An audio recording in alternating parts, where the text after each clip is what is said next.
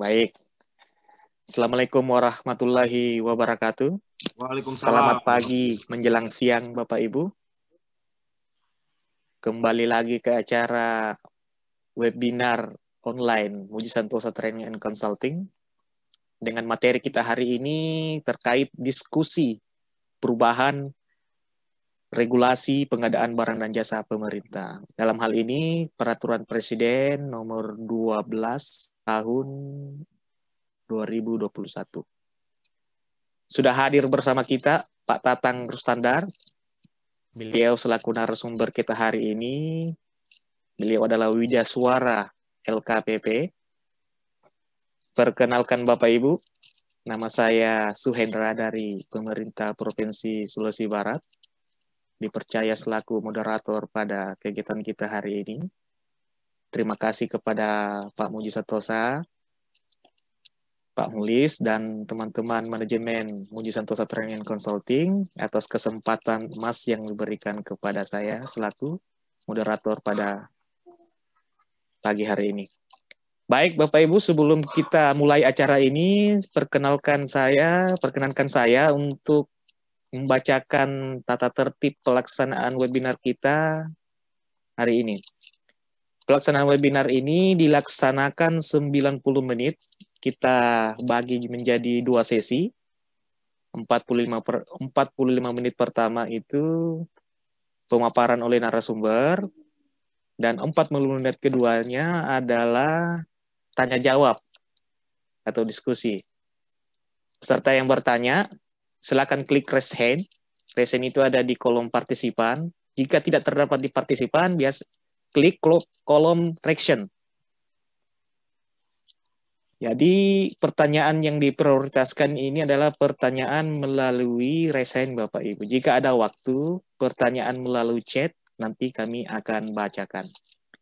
Bagi Bapak Ibu yang menginginkan sertifikat, silakan isi daftar hadir. Daftar hadir ini sekaligus post-test. Bagi peserta yang tidak mengisi daftar hadir atau post-test, tidak berhak memperoleh sertifikat. Link post-test nanti akan dikirimkan ke chat Zoom setelah pemateri selesai menyampaikan materi dan akan ditutup 10 menit setelah acara ini selesai. Sedangkan sertifikat akan diakses atau dapat di-download paling lambat 2 kali 24 jam, akan dikirimkan ke WA Group MS atau dapat langsung di-download pada YouTube MS Training and Consulting. Baik Bapak Ibu, sebelum kita mulai acara hari ini, kita berdoa sesuai dengan agama dan kepercayaan kita masing-masing, agar apa yang kita laksanakan hari ini bermanfaat dan tentu saja bernilai ibadah bagi kita semua. Berdoa dipersilahkan.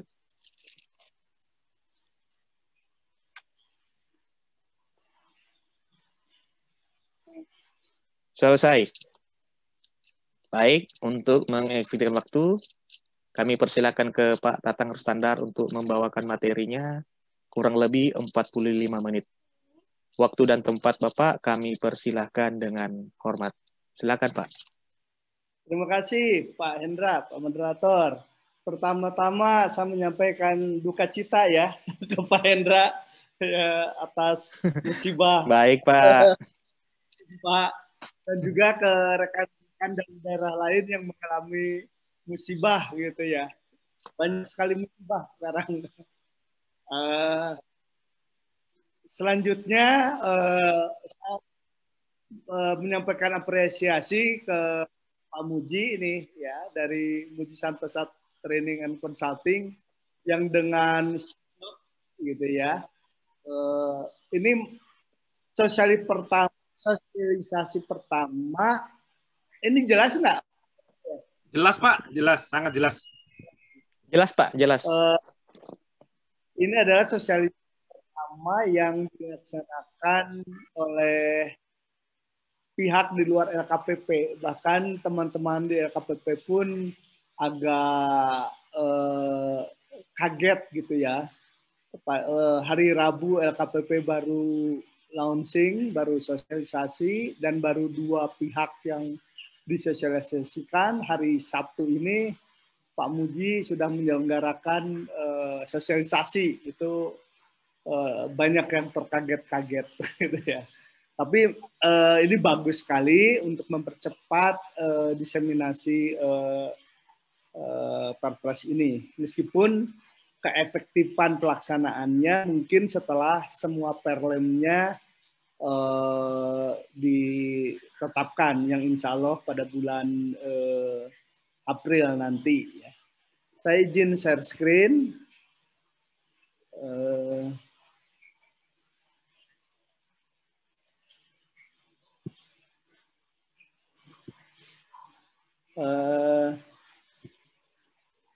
Saya menggunakan bahan yang disampaikan oleh Pak Kepala LKPP, Pak Roni, pada saat sosialisasi perdana pada tanggal 24 Februari yang lalu. Ya. Tapi tidak sama persis, saya sedikit edit, terutama yang terkait data, untuk mempersingkat tidak saya masukkan. Ya. Pertama, ada 4 hal yang ingin kami sampaikan pada kesempatan ini. Pertama, latar belakang. Mengapa Perpres 16 yang baru 3 tahunan sudah diubah gitu ya.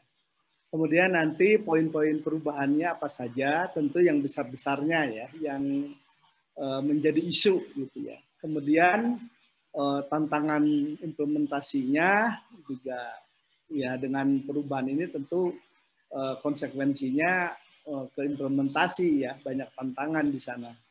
Kemudian nanti tindak lanjut dari revisi Perpres ini tentu ada peraturan-peraturan lain yang mengikutinya. Gitu. Nah, kita mulai dari latar belakang. Latar belakang yang utama itu adalah dengan ditetapkannya Undang-Undang Cipta Kerja, ya, Omnibus Law. Di sana banyak peraturan perundang-undangan lain yang dicabut ya di Undang-Undang Cipta Kerja, sehingga harus menyesuaikan dan disesuaikan, sehingga harus dilakukan penyesuaian-penyesuaian. Ya. Ada yang langsung terhadap Perpres 16 penyesuaiannya, ada yang itu tidak langsung, tapi pada akhirnya harus ke Perpres 16. Itu yang menjadi latar belakang. Ya, terutama dari Undang-Undang Cipta Kerja ini yang langsung berhubungan dengan Perpres, itu pertama terkait dengan pesan atau amanat di Undang-Undang Cipta Kerja untuk menyediakan lapangan kerja sebanyak-banyaknya bagi pencari kerja, kemudian memberi akses atau kemudahan yang seluas-luasnya bagi usaha mikro dan kecil untuk membuka usaha baru. Ya. Dan ini tegas di dalam Undang-Undang Cipta Kerja, misalnya 40% pengadaan barang jasa itu harus diperuntukkan, harus diberikan kepada usaha mikro dan kecil serta koperasi. Kemudian mendukung upaya pencegahan dan pemberantasan korupsi. Namun di samping karena Undang-Undang Cipta Kerja juga memang ada penyesuaian seiring atau sesuai dengan hasil evaluasi kami dalam implementasi Perpres 16 itu sendiri. Misalnya terkait dengan kewajiban Jafung PPBJ bagi pokja pemilihan dan pejabat pengadaan sampai 31 Desember 2020 yang ternyata tidak tercapai ya, tidak terrealisasi sepenuhnya, masih cukup banyak KL Pemda yang belum memiliki pejabat fungsional atau tidak cukup tenaga fungsional pengadaan barang jasanya. Demikian pula terkait dengan kelembagaan gitu ya. UKPBJ-nya masih ada juga yang belum memiliki UKPBJ, kemudian belum juga mencapai tingkat kematangan level 3. Dan yang lainnya. Jadi ada memang latar belakang lain hasil evaluasi kami terhadap pelaksanaan Perpres 16 2018 yang lalu ya. Tapi yang utama ini ya, faktor utamanya ya Undang-Undang Cipta Kerja. Ya. Nah, di dalam Undang-Undang Cipta Kerja itu ada 11 klaster undang-undang, peraturan ya atau isu terkait banyak hal. Nah, tapi yang relevan dengan pengadaan barang jasa itu terkait dengan kemudahan dan perlindungan usaha mikro, kecil, dan koperasi serta kemudahan berusaha. Ini terkait undang-undangnya. Nah, sekarang kita masuk ke bagian 2 dari paparan hari ini, yaitu poin-poin perubahan kebijakannya di Perpres 12. Ada, kalau diklasterkan, ada 6 isu atau poin utama yang ada perubahan kebijakannya di Perpres 12. Ya. Pertama terkait usaha mikro, kecil, koperasi dan produk dalam negeri. Kedua terkait jasa konstruksi, kemudian sumber daya manusia dan kelembagaan, kemudian pelaku pengadaan, pembinaan penyedia dan terkait dengan marketplace. Ya. Nah, kita mulai dari usaha kecil, usaha mikro, kecil, koperasi dan produk dalam negeri. Ya. Nah, ini ada di pasal 19 dan pasal 65 ya di Perpres 16-nya. Nah, itu berubah. Nah, dulu istilahnya UMKM, usaha mikro, kecil dan menengah. Nah, sekarang nggak terlalu jelas menengah ini, jadi kita ditekankan ke usaha mikro, kecil dan koperasi. Ya. Nah, jadi kita mendorong penggunaan produksi usaha mikro, kecil, dan koperasi dari hasil produksi dalam negeri pada penyusunan spesifikasi teknis dan KK. Nah, ini ditekankan dari hasil produksi dalam negeri. Bisa saja ada usaha mikro, kecil, koperasi, tapi usahanya usaha impor gitu, impor bahan dari luar. Ya bukan itu yang dimaksud ya, tapi usaha mikro, kecil, koperasi yang memang terkait dengan produksi dalam negeri, dan itu harus dimasukkan sejak perencanaan, sejak penyusunan spesifikasi teknis dan KK-nya. Nah, ini yang menarik nih.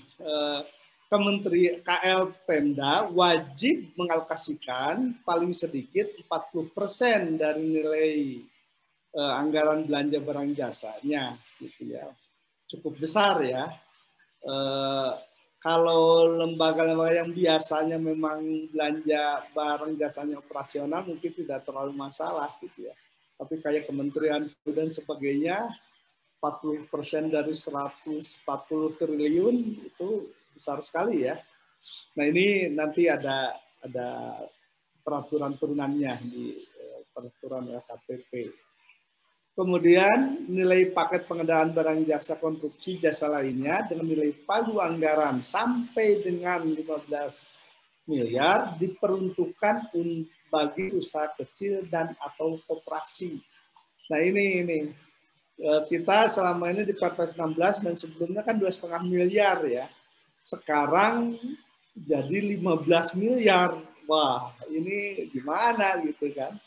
Nah, ini juga sedang akan ada pedoman pelaksanaannya di peraturan LKPP nanti, dan kebetulan dari kemarin sore itu sedang konsinyering ya terkait dengan hal ini juga gitu ya, terkait konstruksi sampai hari ini berlangsung sampai besok ya.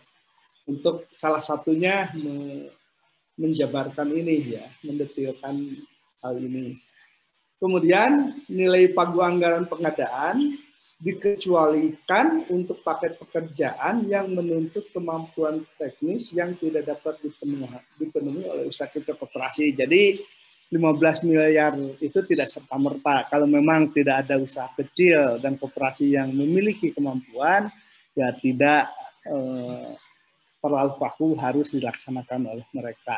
Bisa saja usaha menengah besar masuk ke sana. Tapi harus ada pembuktian bahwa memang itu tidak ada usaha kecil yang mampu.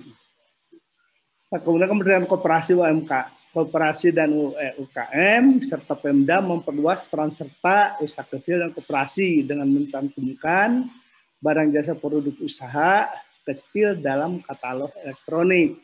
Jadi tidak pemain tunggal, tidak beban LKPP saja, tapi memang Kemenkop UKM dan Pemda juga punya peran, punya tugas untuk membina usaha kecil menengah dan mendorongnya untuk masuk ke katalog elektronik.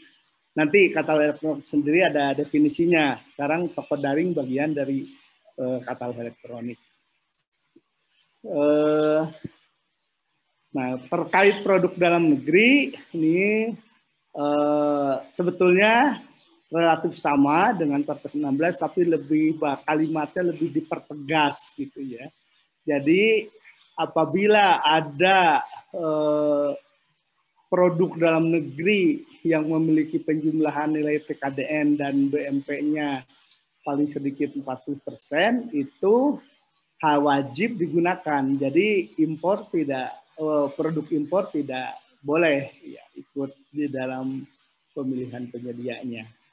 Kemudian dan itu harus dimasukkan di dalam sejak perencanaan ya sampai dengan ke dokumen pemilihannya. Saya kira ini penegasan ya dari Perpres sebelumnya.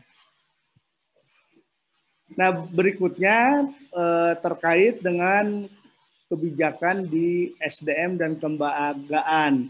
Nah, ini yang cukup besar ya, signifikan perubahannya karena memang hasil evaluasi dari 630 sekian KL Pemda itu baru sekitar 400-an saja yang memiliki jakung PPBJ. Di sisi lain, sebagian dari 400-an ini juga ada yang memang sudah sesuai dengan kebutuhan formasinya, ada juga yang baru hanya 1-2 gitu, artinya masih jauh dari kebutuhan. Nah, ini jadi persoalan. Di Perpres lama kan itu paling lambat 31 Desember 2020 kan pemilihan dan pejabat pengadaan harus diisi oleh pejabat fungsional pengelola pengadaan barang jasa. Nah, ini tidak terwujud. Nah, ini berpotensi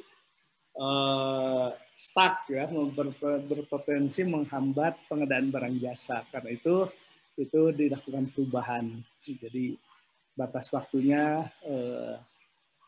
tidak terlalu kaku. Kemudian definisi SDM pengadaan barang jasa pun diperluas. Ya. Tidak sekedar bicara yang berkaitan langsung dengan proses pengadaan barang jasa, tapi juga ekosistem yang terlibat dalam ekosistem pengadaan juga didefinisikan sebagai sumber daya manusia pengadaan barang jasa.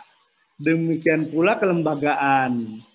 Kalau di Perpres lama, ya itu kan semua harus membentuk UKPBG, tapi setelah dievaluasi memang ada kementerian lembaga yang dari sisi anggaran pengadaannya, volume pengadaannya sangat kecil, sangat tidak efisien, tidak efektif apabila dibentuk UKPBJ.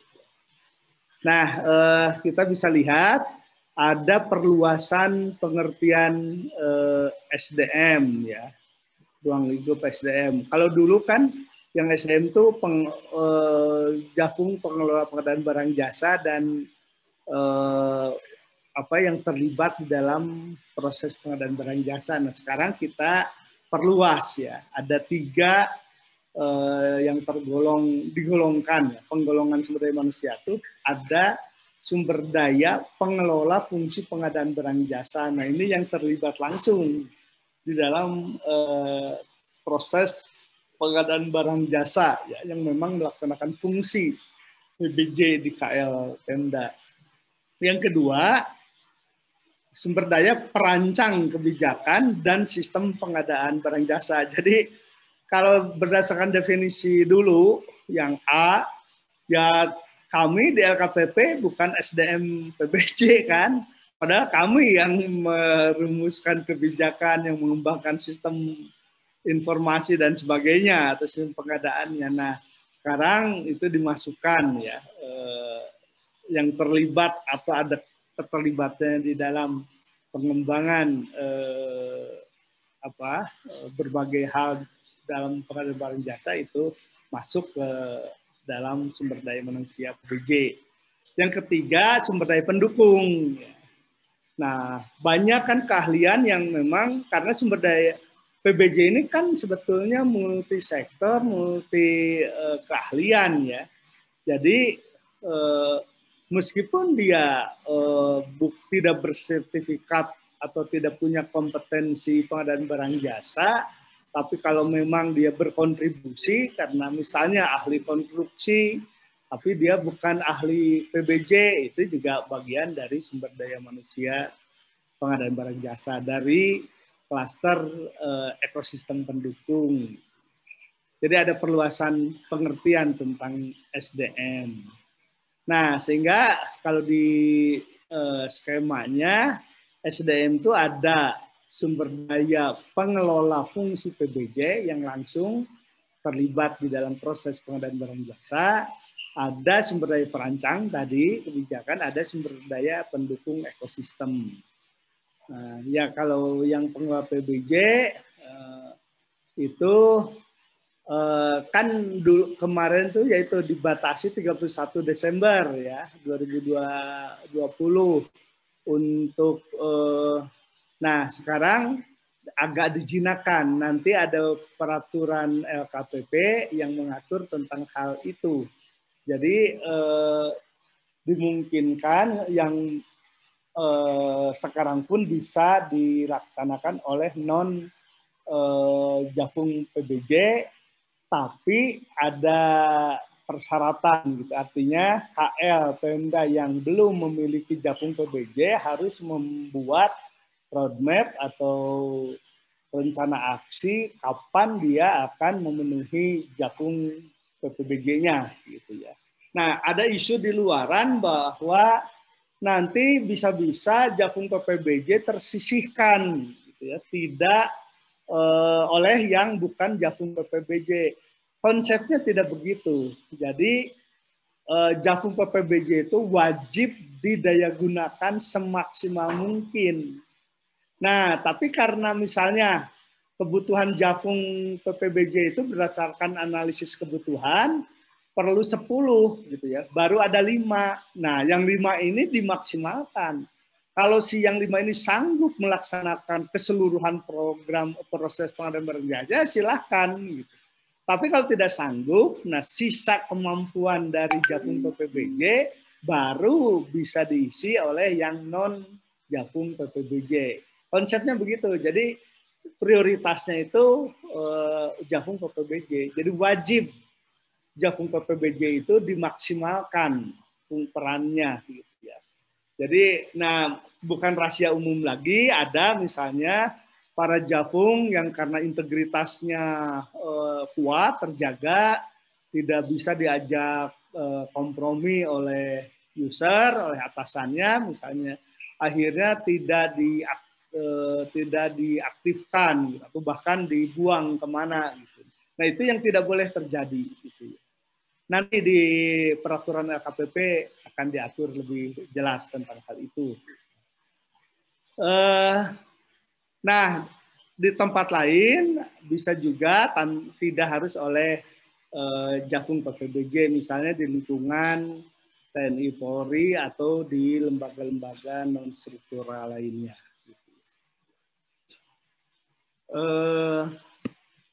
Nah, berikutnya terkait kelembagaan. Nah, yaitu pertama,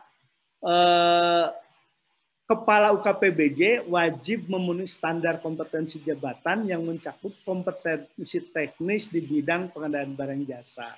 Nah, ini di Perpres lama, Perpres 16 tidak ada. Nah, bagaimanapun juga, Kepala UKPBJ itu harus memahami, harus menguasai pengadaan barang jasa. Ya. Pada level mana ya nanti akan atur kemudian di dalam peraturan LKPP. Tapi nggak boleh meskipun dia struktural itu tetap saja karena dia memang mengepalai unit kerja yang syarat dengan kompetensi, nah dia juga harus punya kompetensi. Gitu ya. Jadi masuk ke dalam persyaratan jabatan untuk ketua UKPBJ. Berikutnya, nah kalau di Perpres lama itu semua KL Pemda itu wajib membentuk UKPBJ. Hasil evaluasi kami ada beberapa kementerian lembaga yang volume dan nilai pengadaannya relatif sangat kecil, tidak worth it kalau dibentuk suatu lembaga struktural apalagi gitu ya. Jadi untuk lembaga seperti itu mungkin perlu Jafung, tapi mungkin fungsi pengadaan barang jasanya bisa dilekatkan ke unit kerja lain. Jadi ada yang karena kecilnya tidak worth it untuk jadi sebuah unit kerja gitu, tersendiri. Kemudian yang keenam ya memang kalau soal terkait model kelembagaan UKPBJ itu sudah lebih dicantumkan di Perpres sekarang penegasan. Kalau di yang lama harus level 3 pusat keunggulan gitu ya, tapi bagaimananya tidak dijelaskan. Sekarang sudah diperjelas melalui model kematangan UKPBJ. Dan modelnya sudah siap, sudah ada peraturan LKPP-nya. Nah, ketentuan lebih lanjutnya jadi atur di peraturan LKPP. Nah, perubahan yang ketiga terkait pelaku pengadaan. Nah, ini terkait dengan kewenangan PA ya, yang seiring dengan penghapusan PJPHP dan PPHP maka kewenangan menetapkan PJPHP jadi hapus ya. Kemudian yang kewenangan di Perpres 16 terkait daftar hitam juga itu penyempurnaan kalimat, jadi menetapkan pengenaan sanksi daftar hitam, itu lebih ke redaksional ya. Nah, yang penting ini terkait APBD ya. Nah, di sebelumnya di pasal 10 ayat 5 Perpres 16 bunyinya dalam hal tidak ada personel yang dapat ditunjuk sebagai PPK, KPA dapat merangkap sebagai PPK. Nah, ini bisa di APBN, bisa di APBD gitu ya. Nah, di Perpres yang sekarang ini dipertegas, ini di daerah ya, KPA pada PBJ yang menggunakan anggaran belanja dari APBD daerah dapat merangkap sebagai PPK. Jadi ya karena memang yang banyak masalah itu kan di daerah ya, karena di Permendagri 77 tidak mengenal adanya PPK ya. Kemudian di pasal 11-nya, nah, itu terkait dengan kewenangan PPK, nah, atau tugas PPK. Nah, tadinya di PPK itu melaksanakan tugas ada ya, saya kira sudah di share ya tabel perubahan-perubahannya ya, matriknya ya. Saya kira tidak perlu dibacakan di sini dari huruf A sampai huruf O. Nah, kemudian PA memiliki tugas kewenangan dalam melaksanakan konsolidasi ya. Nah, kemudian yang ketiganya, dalam hal tidak ada penetapan PPK pada pengadaan barang jasa yang menggunakan anggaran APBD, PA-KPK menugaskan PPPK untuk melaksanakan tugas PPK sebagaimana dimaksud pada ayat 1 huruf A sampai dengan huruf M. Jadi kan yang di pasal 10 ya ayat 5 KPA di APBD dapat merangkap sebagai PPK. Nah, bisa jadi ada kehilapan di mana pada saat pengangkatan KPA, penetapan KPA, tugas-tugas atau kewenangan PPK tidak disertakan. Dan misalnya itu udah kadung, maka KPA bisa menugaskan PPTK melaksanakan tugas PPK. Jadi ada dua alternatif ya. Fungsi dan tugas dari PPK itu bisa ditarik, dirangkap oleh KPA, tapi bisa juga ditugaskan, diturunkan ke PPTK. Karena memang di Permendagrinya tidak dikenal ada PPK.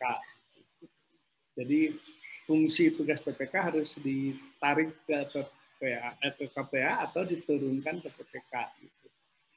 Nah, bagaimanapun juga karena melaksanakan tugas PPK, maka siapa PPTK yang melaksanakan tugas PPK itu tetap saja wajib memenuhi persyaratan kompetensi PPK. Nah, kemudian Pokja pemilihan, nah hanya ditambahkannya kalau di Perpres sebelumnya melaksanakan persiapan dan pelaksanaan pemilihan penyedia untuk katalog elektronik. Ya. Nah, di perubahannya itu ditegaskan kecuali e-purchasing dan pengadaan langsung, yaitu penegasannya. Kemudian B-nya dihapus. Nah, karena Pokja ya tidak bisa jadi katalog elektronik itu kan sekarang yang namanya purchasing itu atau katalog elektronik itu bisa katalog elektronik, bisa toko daring ya. Toko daring kan akuisisi sifatnya.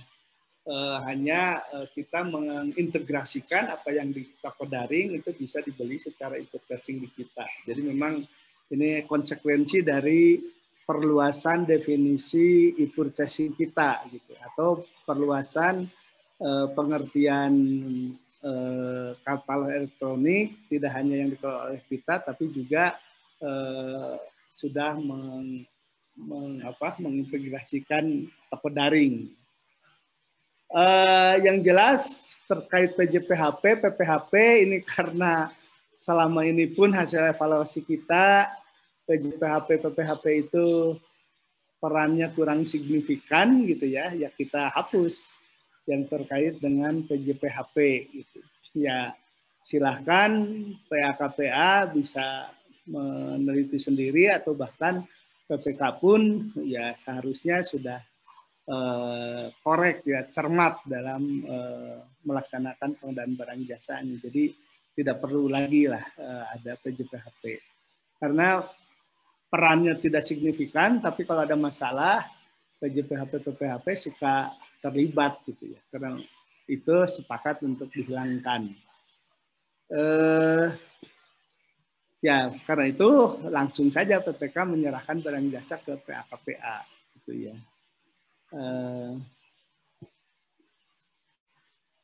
Nah ini jasa konstruksi ini pasti ramai ini ya. Dan saat ini saya kasih tahu 3 hari ini Jumat, Sabtu, Minggu ada konsinyering justru menindaklanjuti terkait jasa konstruksi ini ya. Sedang berlangsung sekarang diskusinya dengan dilakukan konsinyering dengan Kementerian PU.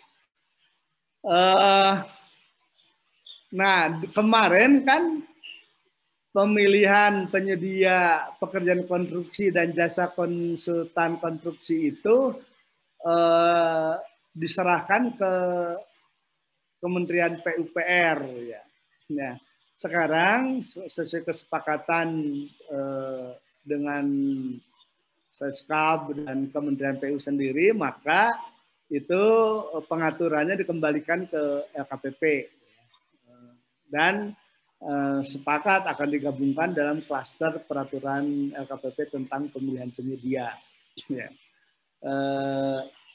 Kemudian ya itulah intinya ya. Jadi sekarang sedang intensif sekali nih Kementerian PU dengan kami ya menindaklanjuti ini. Nah, cuman ya meskipun ada di akhir nanti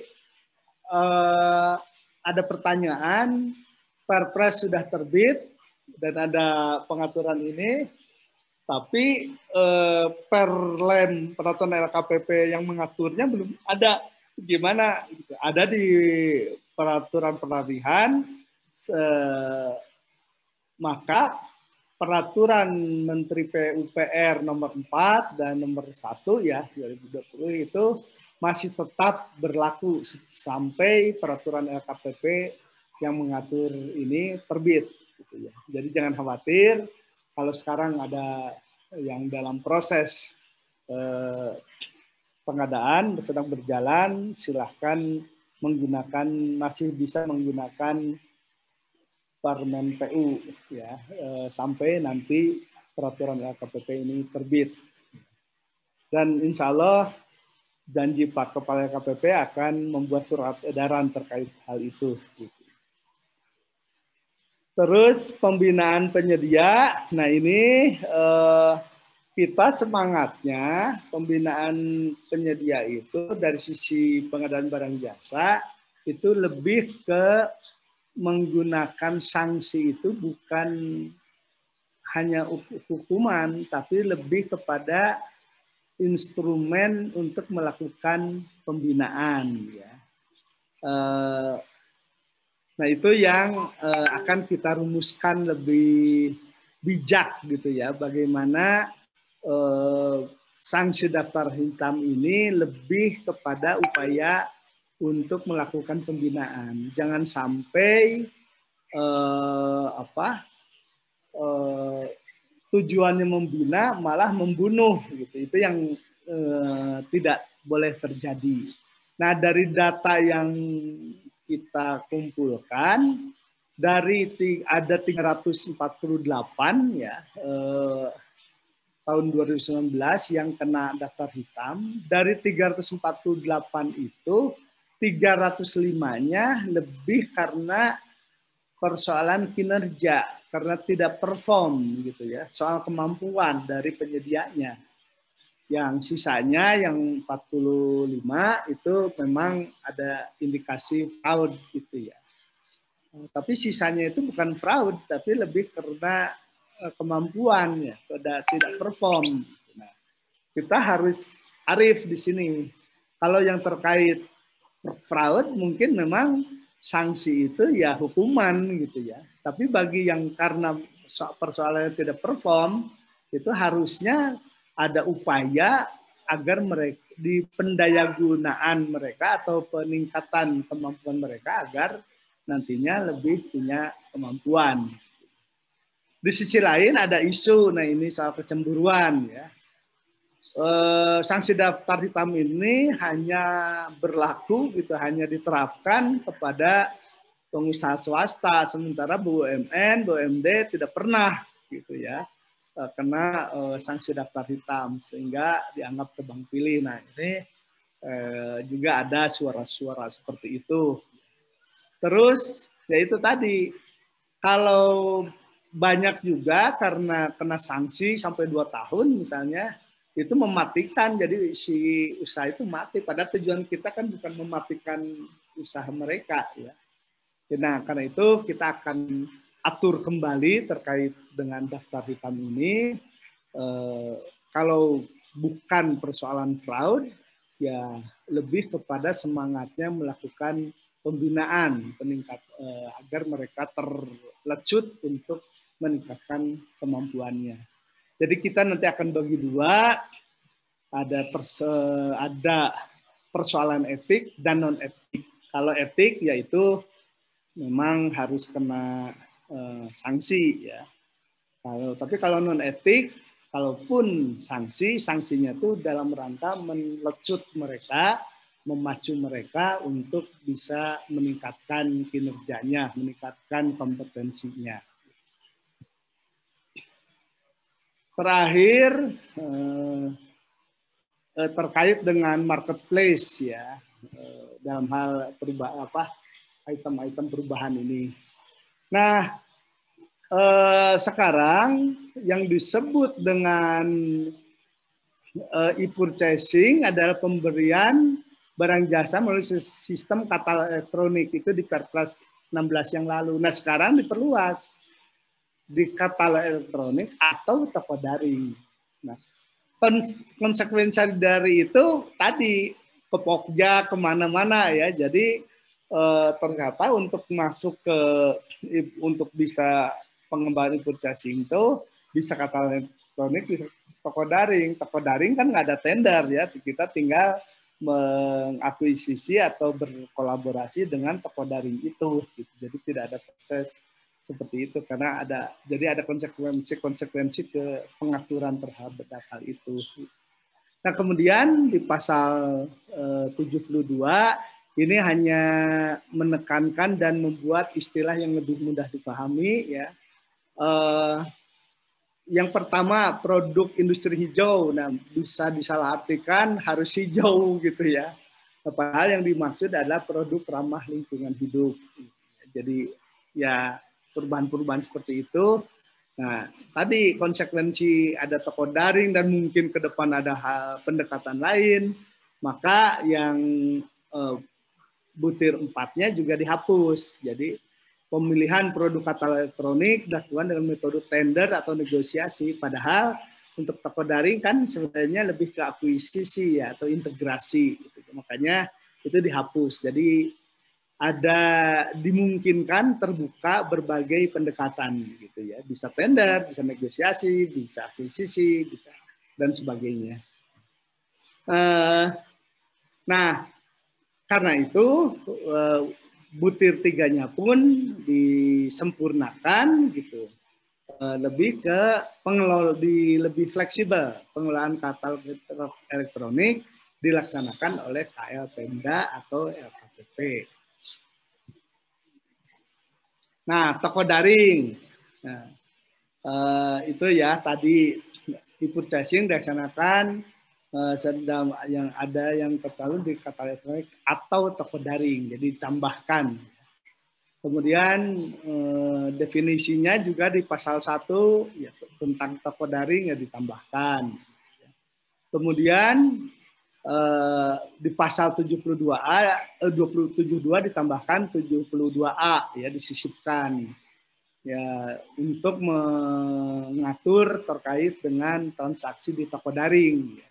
Bahwa yang bisa ditransaksikan dari toko daring itu untuk barang jasa yang standar atau dapat distandarkan, memiliki sifat risiko rendah dan harga sudah terbentuk di pasar. Dan tidak kalah pentingnya barang jasa tidak ada di katalog elektronik. Kalau ada di katalog elektronik ya lebih prioritas yang ada di katalog elektronik. Dan pengaturan selanjutnya diatur di peraturan KPP. Wah ini saya salah menempatkan ya. Ini kok langsung ke timeline, harusnya ini terakhir. Nanti kita kembali. Nah, tantangan implementasi ya banyak nih tantangannya. Mungkin teman-teman pun sama berpikir ya, atau malah mau nanya, maka saya udah pasang kuda-kuda duluan nih. Jadi yang memang masih butuh kejelasan itu terkait perubahan nilai paket ya untuk usaha kecil dari 2,5 miliar jadi 15 miliar. Ini yang sekarang pun ya salah satunya untuk sektor konstruksi sedang intensif di considering nih. Ini nanti saya belum bisa jawab ya. Kemudian penerapan tender cepat tadi ya saya lupa tadi ada di tender cepat itu salah satunya di dalam penyusunan spek ya ada klausul bahwa dalam penyusunan spek boleh menyebut merek dalam hal gitu kan. Hal dia suku cadang, bagian dari sistem tertentu, begitu kan, dan sebagainya termasuk dalam tender cepat. Nah ini yang kita hapus ya, artinya saat ini banyak tender cepat itu disalahgunakan. Jadi orang punya keinginan merek tertentu, lantas supaya ini bisa dilaksanakan maka dilakukan tender cepat. Padahal tujuan tender cepat itu bukan memfasilitasi keinginan si pengguna, tapi adalah secara objektif sarana bagaimana proses tender bisa lebih cepat gitu ya. Jadi bukan mereknya yang utama, tapi proses tendernya yang lebih cepat. Nah, supaya tidak ada penyalahgunaan seperti itu, maka di dalam pertama di dalam menyusun spek itu kan tidak boleh nyebut merek, hanya dikecualikan untuk hal tertentu. Tadi ya, kalau dia suku cadang atau bagian dari sistem yang sudah ada dan seterusnya, ada kriterianya. Nah, sehingga tender cepat itu tidak otomatis harus menyebut merek. Tetap saja tidak boleh seperti tender biasa, tidak bisa menyebut merek, kecuali yang memang dikecualikan. Gitu. Sama dengan tender yang biasa, gitu, yang boleh nyebut merek. Gitu.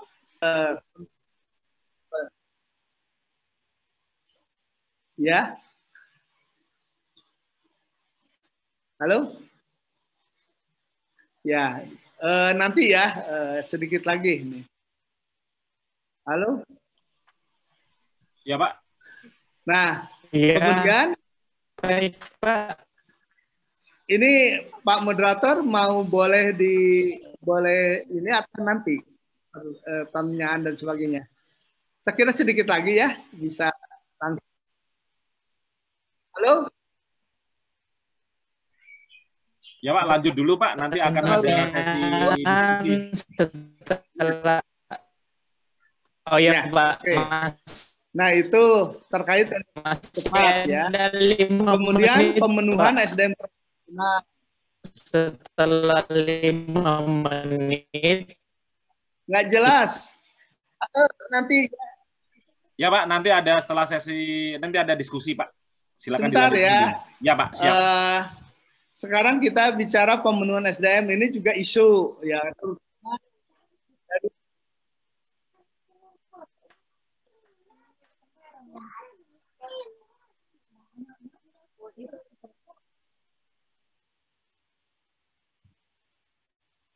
Halo?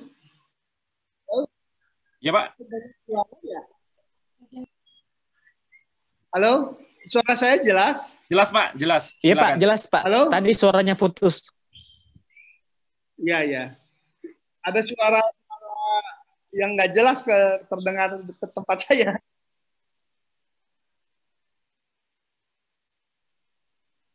Oke, nah terkait dengan pemenuhan SDM profesional ini terutama reaksi dari teman-teman PPBJ, ada kekhawatiran bahwa mereka akan tersisih gitu ya perannya.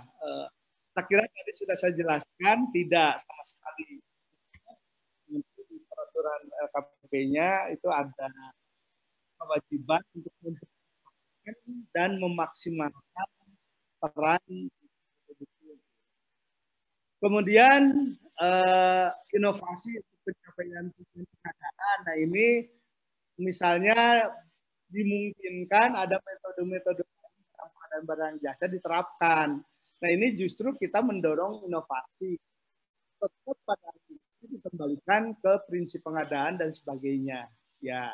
Kita nanti di dalam peraturan LKPP rambu-rambu mencegah fraud itu ada ya, tapi memang kita mendorong juga ada inovasi dalam pencapaian tujuan pengadaan. Jadi bisa jadi dinamika pengadaan itu kan sangat tinggi, best practice terkait pengadaan barang jasa juga banyak dicontoh di dunia ini gitu ya.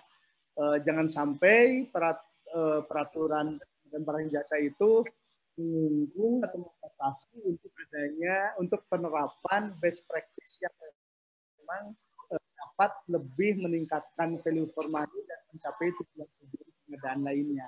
Tapi nanti itu diatur ada. Nah, peraturan LKPP ini tidak cukup hanya perpres seperti biasa ya. Nanti akan dijabarkan ke dalam peraturan peraturan LKPP. Nah, setelah kita inventarisasi ada 8 klaster ya peraturan LKPP untuk menindaklanjuti atau menjabarkan 16 ini. Ada klaster perencanaan pengadaan, ada klaster pemilihan penyedia, persoalan atau peraturan terkait pengadaan jasa pekerjaan konstruksi itu nanti ada di klaster pemilihan penyedia ya. Terus klaster kelembagaan dan SDM pengadaan, klaster pembinaan penyedia, klaster pengadaan sekolah kelola, marketplace, tender internasional, dan pengadaan yang dikecualikan. Nah ini tadi ya saya kembali ke timeline. Jadi targetnya bulan April itu sudah bisa diterbitkan ya. Jadi kick off meetingnya 19 Februari ya. Bersamaan dengan itu sosialisasi ya. Nah, kita intensif di sini FGD, consigning dan sebagainya. Kemudian dari 23 Februari 4 Maret ini serap aspirasi mengumpulkan isu. Jadi silakan dari sosialisasi hari ini pun kalau ada aspirasi, ada hal-hal yang memang perlu jadi perhatian, gitu, diatur menjadi catatan untuk pengaturan di peraturan LKPP-nya, silahkan didiskusikan dan mungkin bisa nanti merekapnya dan menyampaikannya ke Deputi 1 ya terkait dengan aspirasi, penyerapan aspirasi itu sampai 4 Maret kita membuka diri untuk sangat berharap masukan-masukan dari semua pihak ya. Kemudian perumusan bersama dengan itu secara simultan rancangan peraturan LKPP dikerjakan. Kita intensif nih sekarang dan harapannya di awal Maret, di minggu kedua, ketiga, itu bisa si rancangan ini bisa dikonsultasi publikan gitu ya. Nah, kemudian setelah ada masukan dari konsultasi publik, kita finalisasi, kemudian ada harmonisasi di akhir Maret, sehingga kita berharap bulan April itu sudah bisa ditetapkan dan berlaku. Itu yang bisa saya sampaikan. Terima kasih dan mari kita diskusi dan saya kembalikan ke Pak Suhendra. Terima kasih. Baik, makasih Pak Tatang. Materi yang sangat bagus, Pak. Kita masuk ke penanya pertama. Ada Pak Andi Juwana Asikin dari Pemda Lu Timur. Silakan Pak Andi.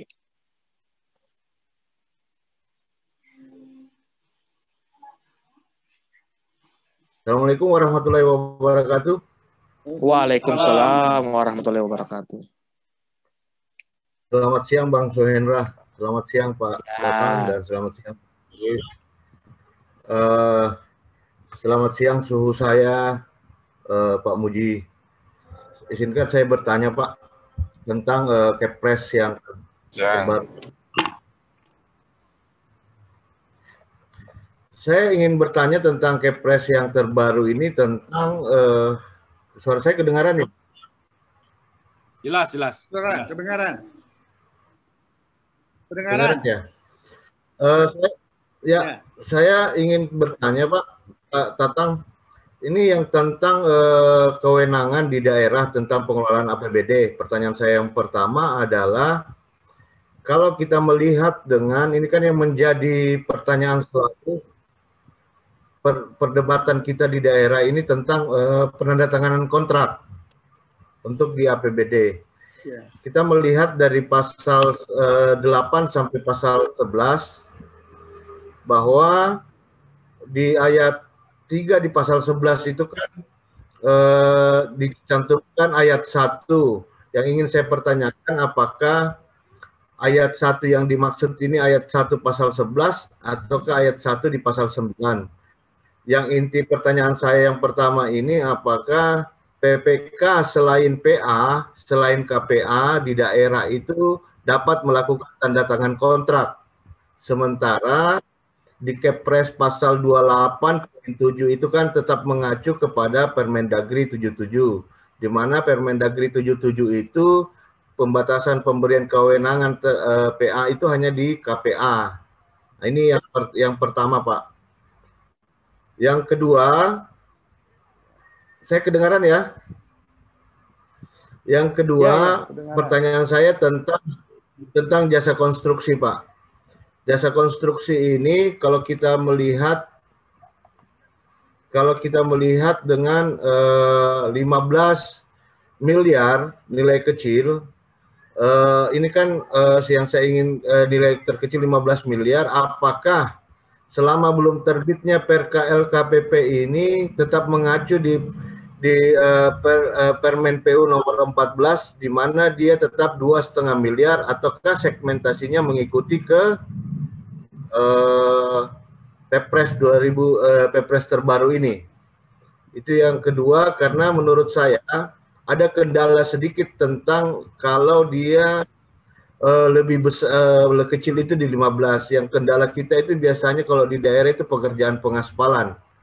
Karena pekerjaan pengaspalan di daerah itu yang memiliki ANP biasanya itu hanya paling banyak 3 ANP. Kendala kita di lapangan adalah pemilik ANP biasanya tidak mau menyewakan peralatan. Yang kedua, saling menunggu. Kalau disewakan pun saling menunggu dan terjadi keterlambatan pekerjaan. Karena diutamakan pemilik ANP menyelesaikan pekerjaannya. Itu yang kedua, pertanyaan saya yang kedua. Yang ketiga, yang tentang blacklist. Mana sih FAUD yang apa saja FAUD yang kategori sehingga penyedia jasa itu tidak di blacklist? Mungkin seperti itu, Pak. Ya. Halo? Baik, langsung aja, ya. Pak Tatang ada. Ya, langsung aja. Yang pertama dulu ya, terkait kewenangan menandatangani kontrak. Ya memang di Permendagri kan justru nomenklatur PPK-nya saja tidak ada ya. Jadi yang menandatangan kontrak itu PA atau didelegasikan ke KPA kan. Karena itu di Perpres kita diatur tuh. Jadi karena tidak ada PPK, maka fungsi PPK dapat dirangkap oleh KPA gitu ya. Jadi ada pilihan dirangkap oleh KPA, itu lebih tepat ya dari sisi Permendagri, karena memang kewenangan menandatangan kontrak di PA atau didelegasikan ke KPA gitu ya. Jadi tepat kalau fungsi PPK dirangkap oleh KPA gitu. Atau bisa jadi kalau KPA kewalahan bisa di dinas besar di daerah gitu ya, yang anggarannya banyak, itu ditugaskan ke PPTK ya. Fungsi PPK itu dilekatkan, ditugaskan ke PPTK, tapi harus eksplisit kewenangan-kewenangan tugas dan kewenangan PPK itu pada saat menunjuk PPTK sebagai fungsi melaksanakan fungsi PPK harus dieksplisitkan gitu, sehingga memang PPTK diberi tugas kewenangan untuk menandatangani kontrak gitu ya. Salah satu dari tugas atau kewenangan PPK itu. Nah, tapi yang paling tidak mengundang masalah ya dirangkap oleh KPA ya. Karena memang eksplisit di Permendagri pun penandatangan kontrak itu bisa didelegasikan dari PA ke KPA kan. Nah, itu mungkin yang pertama. Yang kedua terkait jasa pekerjaan konstruksi atau jasa konsultasi konstruksi. Nah, itu masih mengacu ke sebelum peraturan LKPP terbit yang kita targetkan, kita harapkan bulan April ya, di pasal 2 Romawi, pasal peralihan di Perpres 12 2021 itu diatur di sana. Jadi masih berlaku ya. Permen PUPR 4, kemudian saya kira di sini ada 2 ya. Permen PUPR dan Permen nomor 14 dan nomor 1 ya 2020. Itu masih berlaku. Nah, jadi silahkan mengacu ke Permen PUPR 14 tadi dan Permen PUPR 1. Yang nomor 2 itu. Nah, yang ketiga, dan nanti akan ada SE Kepala LKPP ya, menjelaskan itu. Terus yang ketiga, saya lupa apa tadi? Terkait blacklist, Pak. Oh, fraud, ya. fraud. Fraud, ya. Jadi fraud itu, ya, yaitu misalnya menyampaikan dokumen palsu, keterangan yang tidak benar, itu fraud itu. Ya, ada unsur kesengajaan berlaku curang kan. Kemudian ya ada persekongkolan gitu ya, ada KKN di sana, apakah suap penyuap, apakah dan sebagainya, itu masuk ke fraud. Tapi kalau misalnya dia dalam pelaksanaan tugas kontrak nggak selesai gitu ya, atau terlambat gitu, atau sering kena teguran gitu, ya itu persoalan kemampuan gitu ya, persoalan performance dia, gitu, kinerja dia.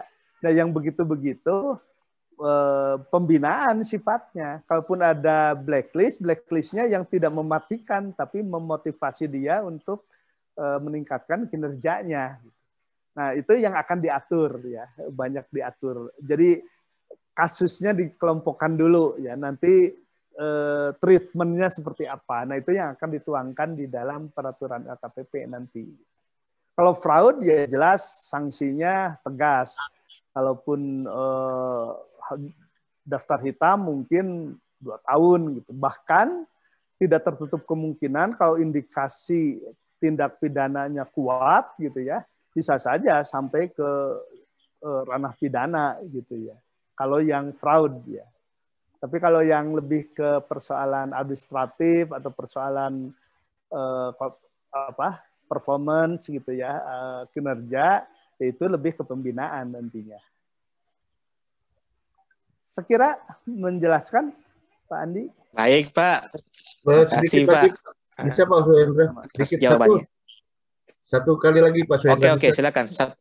Baik. Pak Tatang, singkat aja Pak ya. Ya. Jadi penegasannya untuk APBD di daerah, selain PA, KPA, yang ditunjuk PPTK ditunjuk sebagai PPK, bisa menandatangani kontrak ya Pak ya? Ya, asal di dalam penunjukan itu, kewenangan menandatangani kontraknya dieksplisitkan gitu ya. Ya. Terima kasih Pak. Ya. Baik. Terima kasih Pak Tatang. Kita ke Pak Muji. Ya. Ada tambahan Pak Muji? Lanjut saja, lanjut. Baik, makasih Pak Muji. Kita lanjut ke penanya kedua. Silakan bergabung Pak Akmal. Pak Akmal M. Ridwan dari UKPBJ Kota Depok. Silakan Pak, bergabung. Yap, terima kasih Pak Moderator. Assalamualaikum warahmatullahi wabarakatuh. Selamat siang Pak Tatang, Pak Muji. Yang pertama, pertanyaan saya masih terkait KPA, Pak Tatang. Mungkin penegasan saja, karena kalau di daerah kan sekarang berarti walaupun sebelum Perpres 12 ini, sebenarnya di daerah itu sudah terbiasa KPA itu merangkap sebagai PPK, Pak Tatang ya. Karena pendekatannya juga ke Permendagri 21 gitu. Nah, mungkin penegasan saja terkait KPA merangkap PPK ini tidak wajib memiliki sertifikat kompetensi seperti yang tercantum di Perlem 19 ya tahun 2019 bahwa KPA yang merangkap PPK tidak diwajibkan memiliki sertifikat kompetensi. Itu yang pertama, Pak. Lalu yang kedua terkait pasal 74, Pak. Pasal 74 itu terkait SDM pengadaan. Baik di Perpres 16 ataupun di Perpres 12 menyebutkan bahwa SDM pengadaan itu berkedudukan di UKPBJ. Yang kalau di 16 itu disebut pengelola pengadaan barang jasa, kalau di Perpres 12 itu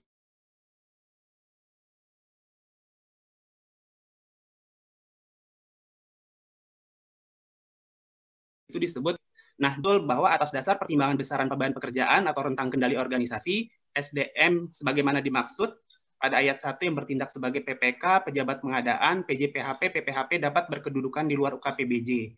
Nah, sedangkan di Perpres 1221 itu yang boleh di luar UKPBJ itu hanya yang ditugaskan sebagai PPK gitu. Nah, ini apakah maksud dari pasal ini bahwa semua pejabat pengadaan baik yang fungsional ataupun non fungsional itu harus berkedudukan di UKPBJ? Terkait pasal 74 yang ayat A. Ayat A poin 8 dan 9. 74A ayat 8 dan 9. Lalu terakhir yang terkait tender cepat, Pak. Ya, poin 8 dan 9. Nah, itu apakah maksudnya memang semua pejabat pengadaan itu nanti harus berkedudukan di UKPBJ? Gitu. Terus yang terakhir, Pak, terkait tender cepat, ini mungkin sekedar saran, Pak, atau mungkin bisa dijelaskan juga di sini, bahwa tender cepat itu digunakan untuk pengadaan barang jasa yang spesifikasi dan volumenya sudah dapat ditentukan secara rinci. Nah, ini kan di lapangan penafsirannya bermacam-macam nih, Pak. Apakah mungkin nanti di perlemnya dimasukkan di perlem 9 seperti di perlem 12 ya Pak ya, untuk pengadaan yang dikecualikan, misalnya untuk pengadaan dengan praktek bisnis yang mapan itu antara lain misalnya pengadaan hotel, jasa tiket gitu. Nah, mungkin juga untuk tender cepat ini yang dimaksud dengan pengadaan barang jasa yang spesifikasi dan volumenya dapat ditentukan secara rinci itu juga LKPP juga sudah memberikan arahan ya Pak ya, mungkin sesuai dengan pola belanja yang ada di KL atau di pemerintah daerah. Mungkin itu dari saya. Terima kasih Pak Tatang. Assalamualaikum warahmatullahi wabarakatuh. Waalaikumsalam. Waalaikumsalam warahmatullahi wabarakatuh. Ada 3 pertanyaan Pak Tatang. Silakan Pak. 2 kalau tidak salah ya. Yang satu terkait SDM. Oh ya 2. PBJ pasal 74A ya. Ya. Jadi memang itu sama ya dengan Perpres 16 pada dasarnya sebetulnya ya. SDM fungsi pengadaan barang jasa itu berkedudukan di UKPBJ. Karena memang UKPBJ didorong atau diarahkan untuk menjadi pusat keunggulan pengadaan barang jasa. Jadi pengadaan barang jasa itu LKPP-nya di KL Pemda itu ya UKPBJ gitu ya. Ke depan seperti itu. Nah, karena itu default-nya itu SDM fungsi pengadaan barang jasa itu di UKPBJ. Nah, bedanya yang sekarang pertanyaannya yang boleh di luar UKPBJ kok hanya PPK, berarti pejabat pengadaan harus di UKPBJ gitu kan? Itu pertanyaannya. Nah, tadi kembali ke perluasan definisi SDM PBJ ya dalam hal ini. Jadi kalau pejabat fungsional pengelola pengadaan barang jasa itu kan Jafung.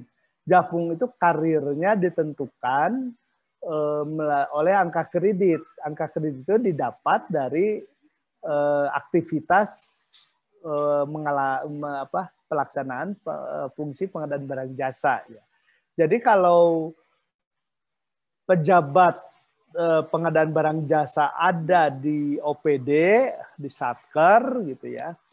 Nah, apakah beban kerja pejabat pengadaan di Satker itu mencukupi ya untuk memperoleh angka kredit sehingga dengan angka kredit itu dia bisa lancar karirnya. Bisa jadi dia tidak sanggup dengan aktivitas fungsi pengadaan tadi di OPD gitu ya, yang hanya kewenangan pejabat pengadaan itu kan hanya melaksanakan pemilihan pengadaan langsung ya, e-purchasing 200 sampai 200 juta dan penunjukan langsung 200 juta. Nah, kasihan kan dia. Jadi sebaiknya pejabat pengadaan yang berstatus pejabat fungsional pengadaan barang jasa ya dikumpulkan di UKPBJ. OPD-OPD yang membutuhkan pengadaan langsung, e-purchasing sampai 200 juta itu, ya minta tolong ke UKPBJ. Atau di UKPBJ ada spesialisasi, ada pembagian tugas, misalnya satu pejabat fungsional PPBJ melayani berapa OPD gitu kan, bisa seperti itu. Dan lebih fleksibel, dia bisa melaksanakan pengadaan langsung sebagai pejabat pengadaan, bisa juga jadi anggota Pokja gitu kan, bisa juga melaksanakan tugas lain terkait yang berrelevan dengan pengadaan barang jasa kalau di UKPBJ. Itu semangatnya. Nah, seperti itu. Karena kalau pejabat pengadaan ada di OPD, yaitu padahal pejabat pengadaan itu harus Japung, nah maka karir si Japung sebagai pejabat pengadaan ini nggak akan bisa berkembang. Nanti itu diatur lebih jelasnya, diatur di peraturan LKPP ya terkait hal itu. Nah, di sisi lain ada perluasan SDM PBJ kan.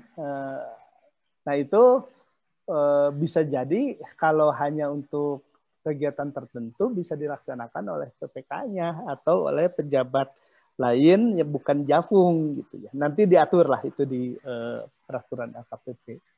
Nah, yang kedua terkait tender cepat ya, yaitu nanti di peraturan LKPP terkait pemilihan penyedia ya, akan diatur lebih lanjut tentang tender cepat. Banyak pertanyaan itu, kalau tidak boleh nyebut merek di luar yang di Perpres dikecualikan gitu ya, gimana? Padahal yang namanya tender cepat kan hanya harga yang dikompetisikan. Dan nanti diatur di peraturan LKPP ya. Seperti apa? Apakah ada kriteria tertentu gitu ya, sehingga bisa nyebut merek dan sebagainya, kondisi tertentu. Nah itu nanti diatur lebih lanjut di sabar, tunggu tanggal mainnya gitu ya. Tapi silakan kalau memang punya konsep, ajukan usulkan, mumpung sekarang tahap perumusan gitu ya. Jadi kami sangat membuka diri terhadap masukan-masukan ya, sesuai timeline yang tadi saya sampaikan. Sekira itu. Baik. Iya, baik. Baik. Sepertinya sudah jelas, Pak. Kita masuk ke Pak Muji. Apa ada tambahan, Pak Muji, terkait pertanyaan Pak Akmal ini? Oke, cukup. Lanjut. Baik, makasih Pak Muji. Pak Muji.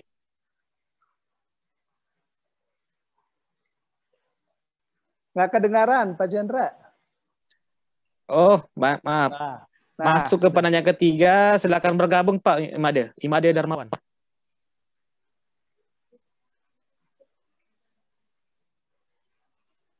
Halo Pak Imade.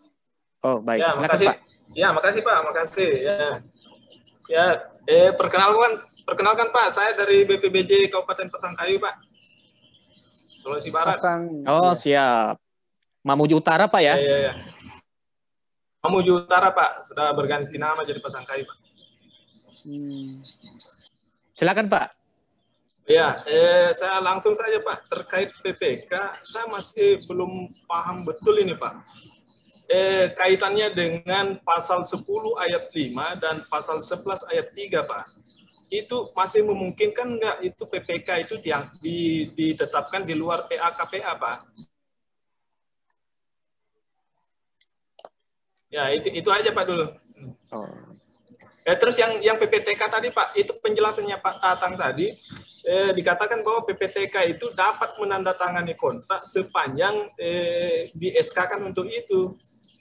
Kalau menurut saya Pak, itu sepertinya tidak bisa Pak, karena di pasal 11 ayat 3 itu hanya ditugaskan menjalankan tugas PTK, huruf A sampai N saja Pak, tidak ada penandatanganan kontrak di situ. Demikian Pak, terima kasih. Ya, silakan Pak, langsung aja Pak. Pertama, ya memang di Permendagri kan tidak sama sekali nomenklatur PPK kan tidak ada ya. Jadi memang kalau dipaksakan di luar PA-KPA ada PPK gitu ya, ya nanti malah tidak sah gitu ya, tidak diakui keberadaannya gitu kan. Jadi mau tidak mau karena ada kaitannya dengan SIPD dan sebagainya gitu ya, pengelolaan keuangan ya mau tidak mau harus mengikuti regulasi yang ada di Kemendagri gitu ya. Jadi tapi kan fungsi PPK itu harus ada yang melaksanakan fungsi PPK.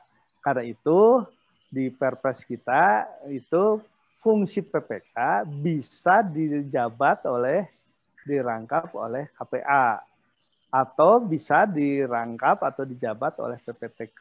Nah, terkait dengan tadi yang makanya saya sampaikan itu paling tepat, paling cocok dan tidak mengundang kontroversi ya apabila fungsi PPK itu di KPA memang, karena memang secara eksplisit di Permendagri-nya juga bahwa kewenangan penandatanganan kontrak itu ada di PA. Memang generiknya kan PA sebetulnya. Yang pengguna anggaran, yang punya kewenangan melakukan perikatan ya, itu dia bisa didelegasikan ke KPA gitu.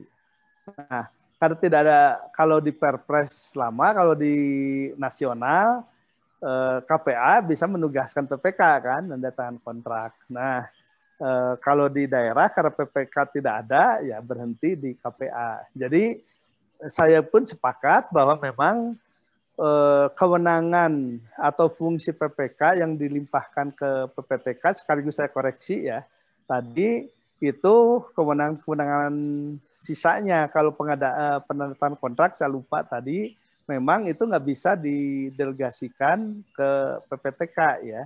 Nah, itu tetap ke KPA gitu. Tapi kalau tugas lainnya kan itu banyak tugas PPK ya, itu bisa didelegasikan ke PPTK. Sekaligus saya meralat tadi ya. Jadi memang penandatanganan kontrak itu di KPA kalau di daerah ya.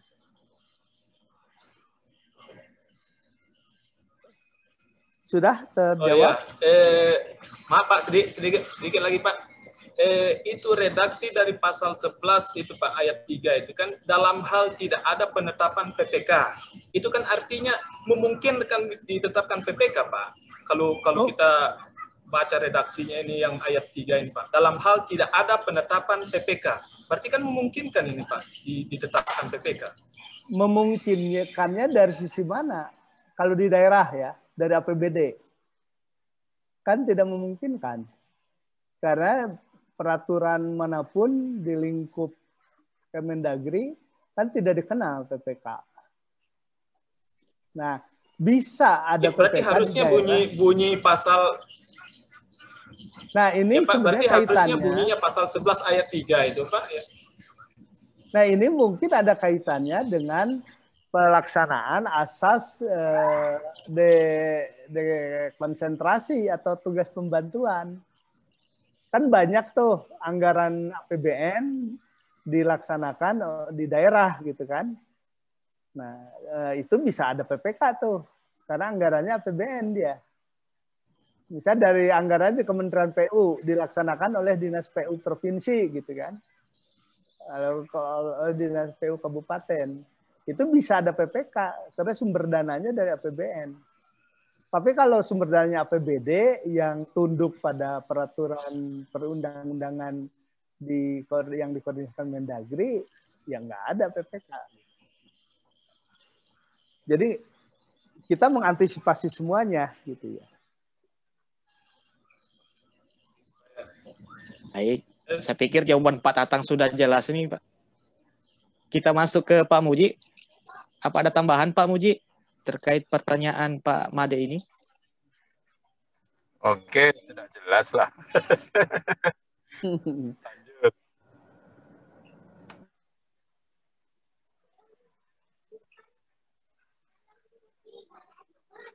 Masih banyak ya yang ngeraih. Sudah jelas Pak.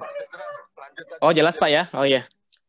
Oke, baik. Kita masuk ke penanya ke selanjutnya.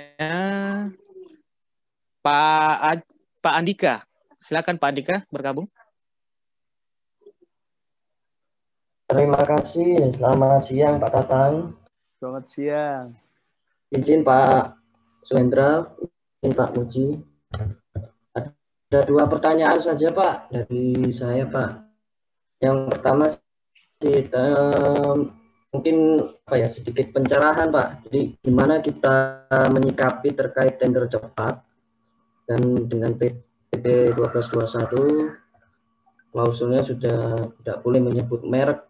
Terutama yang ingin saya angkat di sini adalah tender cepat pada jenis pengadaan barang Pak. Dari pemahaman saya tuh penyebutan merek pada pengadaan barang itu salah satu strategi kita untuk menjaga kualitas dari barang yang kita butuhkan dari user. Nah, terawangan saya Pak ini kalau bahasa Jawanya Pak ya, bisa jadi nanti apakah nanti itu bisa jadi para PPK itu akan mengusulkan paket dengan spesifikasi yang sudah mengarah ke satu merek Pak. Nah, bagaimana kita menyikapinya hal tersebut, itu yang pertama. Yang kedua Pak, terkait pada pasal 75, yaitu standar kompetensi jabatan terhadap kepala KPBJ. Ya, sertifikasinya yang seperti apa nanti yang dimaksud Pak? Dan dalam Perpres, redaksinya kan wajib Pak, jadi wajib memenuhi SKJ yang mencakup kompetensi teknis di bidang PBJ. Jadi apa nggak ada batas toleransi sampai kapan gitu Pak nanti Pak? Terima kasih Pak. Ya, terima kasih. Ya terkait tender cepat, tadi latar belakang kenapa penyebutan merek kecuali yang dikecualikan ya, di luar yang dikecualikan itu dihilangkan dari Perpres 16, justru memang kenyataannya yang seperti Bapak sampaikan dibalik gitu ya logikanya. Saya ingin ini, maka supaya bisa terwujud keinginan saya ini, maka metode yang dipakai gitu ya, tender cepat gitu kan. Jadi tender cepat jadi alat untuk memenuhi keinginan, bukan kebutuhan gitu. Nah, itu yang terjadi sekarang ini. Nah, itu yang kita ingin hilangkan. Tender cepat itu bukan fasilitas, bukan instrumen untuk menuruti keinginan user. Yang pengadaan barang jasa itu yang ditekankan kebutuhan, bukan keinginan, bukan selera gitu ya. Itu intinya. Karena itu tender cepat itu kan sebetulnya salah satu metode untuk mempercepat proses tender. Kalau segala sesuatunya sudah terstandarisasi, sudah bisa didefinisikan, ya kenapa harus tender yang rumit? Ya kalau tinggal kompetensi harga, ya harganya saja gitu. Maka metode yang tepat adalah tender cepat gitu ya. Tapi bukan untuk sarana digunakan untuk menuruti keinginan gitu ya. Itu intinya ya, filosofinya. Nah, karena itu boleh nyebut merek di tender cepat ya sebagaimana di tender biasa. Ada syaratnya, ada kriterianya yang boleh nyebut merek. Di luar itu ya kemampuan penyedia untuk kemampuan PPK untuk membuat spek yang memang sesuai kebutuhan, bukan sesuai keinginan. Itu ya satu. Tapi memang tidak dipungkiri dalam kenyataannya dengan spek yang serinci apapun, setiap merek itu unjuk kerjanya atau mungkin lifetime-nya dan sebagainya gitu ya, itu agak berbeda ya, ada variasi. Nah, padahal dari pengalaman kita misalnya merek tertentu itu lebih unggul, lebih cocok dengan kita dibanding yang lain gitu ya. Pertama mungkin kejelian kita membuat spesifikasi yang tidak mengarah pada merek tertentu, tapi masih dalam batas-batas fair. Misalnya, mungkin spek lainnya sama, tapi terkait umur ekonomisnya berbeda misalnya. Bisa saja dalam spek itu disebutkan umur ekonomis dalam speknya. Misalnya lah contoh kasar, misalnya dulu ya motor tempel Yamaha untuk speedboat gitu ya dengan Jingling gitu ya, dari Cina, meskipun produk Cina juga sekarang udah bagus-bagus ya. Nah itu kalau hanya spek tenaga kuda apanya gitu ya, mungkin sama. Tapi begitu di speknya memasukkan umur ekonomis gitu ya, atau apalagi biaya operasional atau biaya pemeliharaan misalnya yang lebih efisien disebutkan kalau tahu gitu ya, kalau bisa sampai ke sana kan bisa juga tetap fair tapi yang kita inginkan juga bisa diperoleh. Tapi apapun nanti kita sudah mendengar ya, sudah menerima masukan itu. Jadi nanti mungkin di peraturan LKPP-nya yang mungkin di satu sisi kita tidak akan memfasilitasi keinginan, bukan kebutuhan, ya. Keinginan itu selera, ya. Kalau kebutuhan itu memang objektif yang dibutuhkan, gitu ya.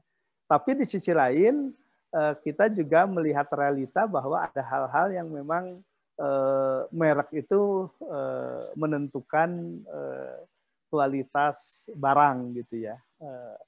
Nanti sedang dirumuskan. Kalau Bapak punya masukan atau siapapun punya masukan untuk merumuskan norma-norma tentang terkait penyebutan merek di dalam tender cepat, silahkan dimasukkan ke kami. Intinya gitu ya, kita tidak ingin memfasilitasi keinginan. Gitu.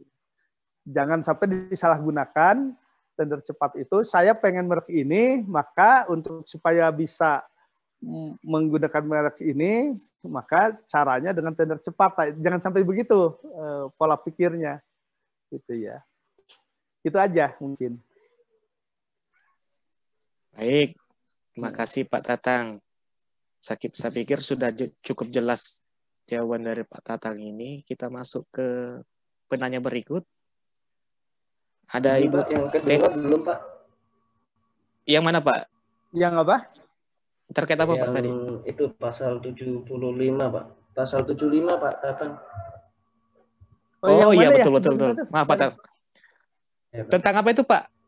Cluenya tentang apa pasal 75 itu? SKJ iya, KPBJ iya. Pak. Oh ya, apa ada toleransi atau tidak? Iya. Terus kalau redaksinya wajib itu gimana Pak? Sedangkan sudah diundangkan. Nanti itu juga diatur di peraturan LKPP. Tapi kan di sana tidak ada batas waktu ya. Jadi memang nanti akan diatur di peraturan LKPP. UKPBJ-nya juga kan ada tipologi UKPBJ ya. Ada tingkat kematangan UKPBJ dan sebagainya gitu. Nah, itu akan dirumuskan nanti seperti apa. Insya Allah itu kita memotret kondisi sekarang dan yang kita inginkan, kemudian strateginya seperti apa.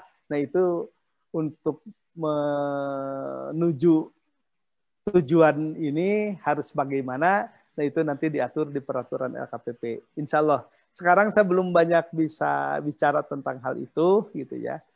Yang jelas di Perpres kan yang tidak seperti Perpres 16 yang ada batas waktu, di Perpres sekarang kan nggak dibatasi waktu ya, karena itu diserahkan ke Perlem. Nah, Perlem ini kan lebih fleksibel daripada Perpres. Gitu. Itu mungkin jawabannya. Baik Pak, sudah jelas Pak Tapi Andika memang, ya. Kepala ya. Oke. Iya Pak, jelas Pak. Oke.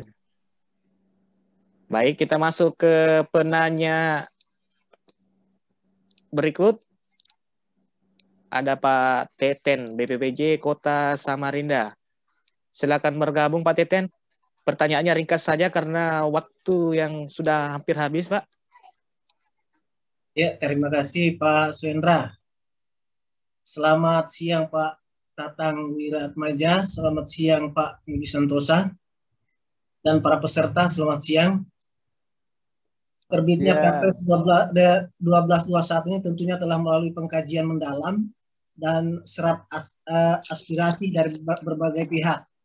Sebetulnya menyimak daripada perubahan ini banyak banyak sih yang belum saya pahami di dalamnya. Tapi yang ingin saya ingin pahami atau ingin saya ketahui untuk saat ini ada satu hal, terutama dalam perubahan ini ada pasal-pasal dalam Perpres 16 itu kan di Perpres 1221 ini tidak muncul, seperti pasal 5, pasal 6, pasal 7 yang menurut kami adalah poin penting dan merupakan filosofi daripada pengadaan barang jasa itu sendiri. Terutama terkait nanti untuk penyusunan kode etik pengadaan untuk kematangan UKPBJ. Mungkin itu Pak yang intinya banyak pasal-pasal yang terhapus di Perpres 1221 ini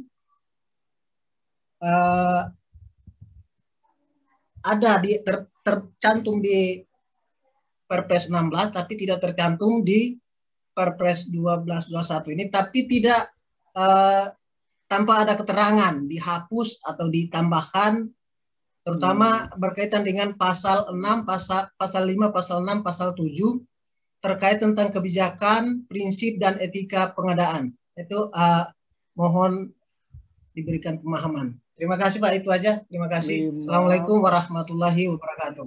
Waalaikumsalam warahmatullahi wabarakatuh. Pasal 5, pasal 6 ya.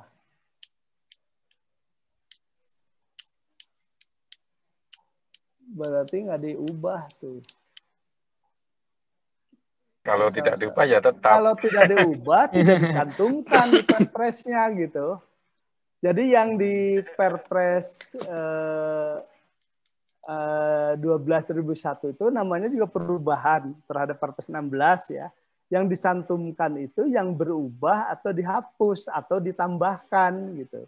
Atau berubah nomor pasal. Jadi untuk pasal-pasal yang tidak berubah, baik nomornya, redaksinya dan sebagainya tidak tercantum memang gitu ya di dalam Perpres 11. Jadi biasanya setelah ini ada konsolidasi, artinya ada yang menulis ulang, digabung tuh ya, sehingga finalnya utuhnya seperti apa. Tapi tata naskah peraturan peraturan perundang-undangan, kalau perubahan itu ya begini gitu ya. Jadi yang ditulis itu yang berubahnya. Berubah itu bisa dihapus, bisa berubah redaksi, bisa berubah nomor, bisa nambah gitu. Itu yang ditulisnya gitu. Kalau yang tidak berubah sama sekali ya tidak ditulis. Bisa jelas ya? Itu soal jelas. tata naskah saja. Baik, sepertinya sudah jelas Pak Teten. Kita masuk ke penanya terakhir karena waktu sudah mepet. Pak Aco Abdullah, silakan bergabung Pak Aco Abdullah. Pertanyaannya ringkas saja karena waktu sudah hampir selesai. Kami perkenalkan dengan hormat. Silakan Pak Aco. Ya, terima kasih Pak Suhendra. Tadi ini agak putus-putus, jadi mungkin kurang ini penjelasannya, mungkin juga udah dijelaskan sebelumnya. Yang pertama saya ingin tanyakan masalah perubahan nilai paket untuk usaha kecil dari 2,5 M ke 15 M. Kemudian diamanatkan di Perpres berapa itu yang mengamanatkan bahwa masih digunakan Permen PUPR Pak ya nomor 14. Itu gimana Pak relevansinya? Karena di PUPR itu masih 2,5 M. Kemudian yang kedua di Perpres 1221 ini kalau nggak salah di pasal 10 itu disebutkan bahwa untuk sumber dananya dari APBD, KPA itu bisa merangkap PPK. Yang ingin saya tanyakan, gimana kalau dari APBN gitu, APBN atau SBSN Pak, apa KPA-nya bisa merangkap juga sebagai PPK Pak? Terima kasih. Ya, Pertama, mengapa berubah ya dari 2,5 ke 15, yaitu amanat dari Undang-Undang Cipta Kerja ya. Kalau itu sudah tegas itu, jadi usaha mikro kecil itu sampai 15 miliar ya di Undang-Undang Cipta Kerja. Jadi mau tidak mau kita harus nurut, itu kan undang-undang induk ya. Nah, yang kedua, mengapa Permen PUPR 14 masih diberlakukan? Ya ini masa transisi, ya aturan peralihan. Karena peraturan LKPP yang mengatur teknis tentang hal itu belum terbit, ya memang tidak mungkin terbit sekaligus gitu kan. Maka ada masa transisi, dan selama Perlem belum berlaku, ya supaya tidak ada kekosongan hukum, maka peraturan Menteri PUPR 14 dan nomor 1 itu masih tetap berlaku sampai Perlem LKPP nanti terbit gitu ya. Insya Allah di bulan April nanti terbitnya. Itu mungkin ya jawaban yang pertama. Yang kedua terkait dengan perangkapan fungsi KPA dan PPK ya yaitu kaitannya dengan karena memang di Permendagri itu kalau daerah itu tidak mengenal PPK, tidak ada nomenklatur PPK di Permendagri, sehingga ya kita padahal fungsi PPK kan tetap ada ya di dalam pengadaan barang jasa, karena itu diatur oleh kita di Perpres. PPK bisa ditarik ke atas, bisa ditarik ke bawah ke PPTK, kecuali yang merupakan pendelegasian dari PA ya, seperti penandatanganan kontrak. Itu. Nah, kenapa di APBN enggak? Ya, apa alasannya di APBN untuk merangkap gitu ya? Harusnya di APBN tidak ada alasan untuk merangkap jabatan. Wong PPK itu di peraturan perundang-undangannya ada gitu ya, fungsinya ada sejak di Undang-Undang Pengelolaan Keuangan, di Undang-Undang Perbendaharaan, semuanya mengatur di PP-nya gitu kan, mengatur tentang PA, KPA, PPK dan seterusnya. Jadi tidak ada alasan untuk KPA merangkap fungsi PPK gitu untuk APBN, karena di APBN diatur dengan peraturan tersendiri, tidak diatur oleh Mendagri gitu ya, dan PPK ada di sana, fungsinya jelas, bahkan banyak gitu ya. Bahkan menurut saya dari semua posisi pelaku pengadaan, PPK itu paling berat kan tugasnya, fungsinya, jadi memang tidak layak untuk dirangkap. Mungkin itu jawabannya ya. Baik. Jawaban yang cukup jelas dari Pak Tatang ini. Kita masuk ke Pak Muji sekaligus memberikan closing statement-nya. Pak Muji, silakan Pak Muji. Masih. Yang kami hormati Pak Tatang dari LKPP, Bapak Ibu para peserta webinar di siang hari ini. Memang diskusi kita hari ini masih pengantar ya. Pengantar mengenai perubahan Perpres yang hari ini masih berlanjut secara intensif di LKPP, Kementerian PUPR maupun ya kementerian terkait dengan juknis-juknisnya.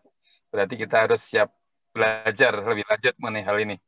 Ya, dalam hal ini saya ucapkan terima kasih pada Pak Tatang yang berkenan hadir memberikan ilmunya. Mudah-mudahan Pak Tatang selalu sehat selalu dan selalu bisa sharing ya, pengetahuan yang mengenai pengadaan maupun mengenai keuangan daerah ya, karena Pak Tatang ini ahlinya orang daerah juga nih. Demikian, terima kasih. Ya, mudah-mudahan acara ini bermanfaat. Wassalam. Waalaikumsalam. Baik. Sebelum kita menutup acara ini, Pak Tatang, apa ada closing statement, Pak? Silakan, Pak. Ya, terima kasih. Pertama-tama saya ucapkan terima kasih atas ketekunan teman-teman ya mengikuti diskusi 1,5 jam ini, dan mudah-mudahan apa yang kami sampaikan itu ada manfaatnya bagi teman-teman, dan mohon maaf apabila ada kekurangan, dan kami mengundang apabila ada masukan dari teman-teman terkait perumusan peraturan LKPP sebagai tindak lanjut atau penjabaran dari Perpres ini, silahkan menyampaikannya melalui Sipraja ya di website LKPP. Di website LKPP ada Sipraja. Silahkan sampaikan usulan atau aspirasi teman-teman di aplikasi tersebut ya. Kami membuka diri sampai pertengahan Maret ya terkait dengan aspirasi dari semua pihak. Dan setelah itu kita rumuskan dan berikutnya ada public hearing ya, konsultasi publik, itu pun masih bisa didiskusikan. Tapi memang karena ditargetkan oleh Pak Presiden bahwa bulan April harus sudah tuntas, harus sudah terbit, makanya waktunya berlari ini kita ya. Jadi segera saja kalau memang ada masukan disampaikan. Saya kira itu. Terima kasih Pak Suhendra yang sudah memimpin diskusi kita hari ini. Billahi taufiq wal hidayah. Assalamualaikum warahmatullahi wabarakatuh. Waalaikumsalam warahmatullahi wabarakatuh. Mohon maaf Bapak Ibu yang pertanyaannya tidak sempat diakomodir mengingat keterbatasan waktu. Jadi kesimpulan saya ini terkait dengan mayoritas pertanyaan Bapak Ibu di chat bahwa pemilihan PA-KPA sebagai PPK itu kesimpulannya menurut pembahasan Pak Tatang tadi, ya mengikuti siklus keuangan daerah. Kalau di APBD Pak ya, ya betul. Kita mengikuti siklus keuangan daerah.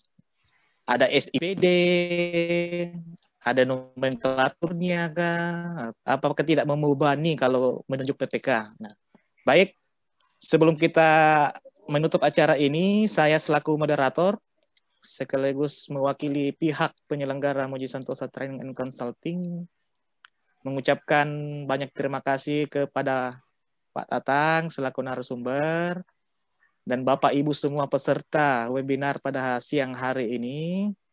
Apabila ada hal-hal yang kurang berkenan, baik secara disengaja ataupun tidak disengaja, mohon untuk dimaafkan. Dengan mengucapkan wabillahi taufiq wal hidayah. Assalamualaikum warahmatullahi wabarakatuh. Salam pengadaan. Acara ini saya kembalikan ke Pak Muhlis. Silakan Pak Muhlis.